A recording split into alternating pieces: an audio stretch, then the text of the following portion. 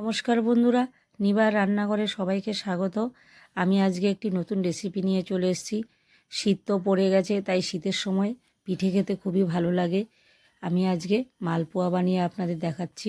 আপনারা প্রথম থেকে শেষ পর্যন্ত দেখতে থাকুন। এখানে আমি মালপোয়াতে কলা ব্যবহার করেছি। পাকা কলা নিয়ে নিয়েছি 3টে। কলাগুলো ছাড়িয়ে নিচ্ছি।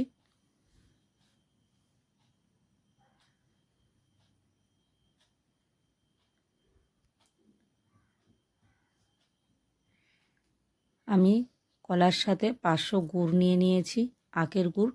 গুড় আর কলা একসাথে ভালো করে মেখে নেব। খুব ভালো করে সাবধানে মাখবো, দানা দানা থাকলে কিন্তু হবে না।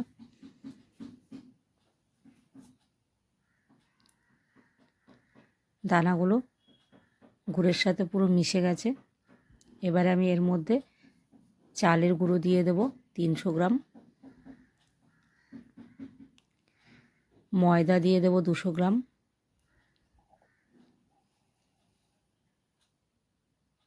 স্বাদ মতো নুন দিয়ে দেব হাফ চামচ,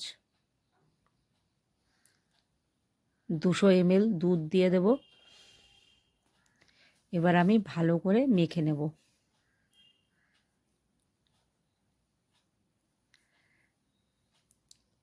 এমনভাবে মাখতে হবে যেন ঢালার সময় পড়ছে, আবার যেন পাতলা না হয়ে যায়। বেশি পাতলা হলে মালপোয়াটা ভালো হবে না, ছড়িয়ে যাবে। বন্ধুরা দেখুন আমি কিভাবে মাখাটা মেখেছি।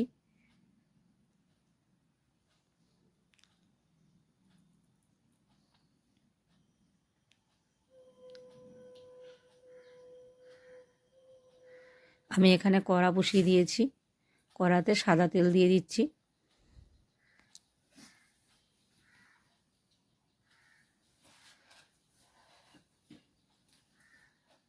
এবার হাতার সাহায্যে মালপোয়াগুলো একটা একটা করে দিয়ে দেব।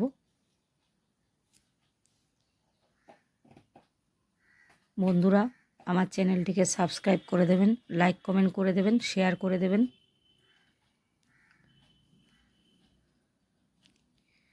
এক পিঠে হয়ে গেছে ভাজা, আমি আবার অন্য পিঠে একটু লাল লাল করে ভেজে নিচ্ছি।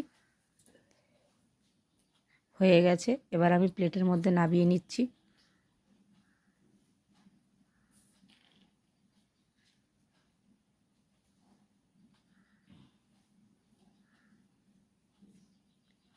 দেখুন বন্ধুরা কি সুন্দর দেখতে লাগছে, আর খেতেও খুব ভালো হয়েছে।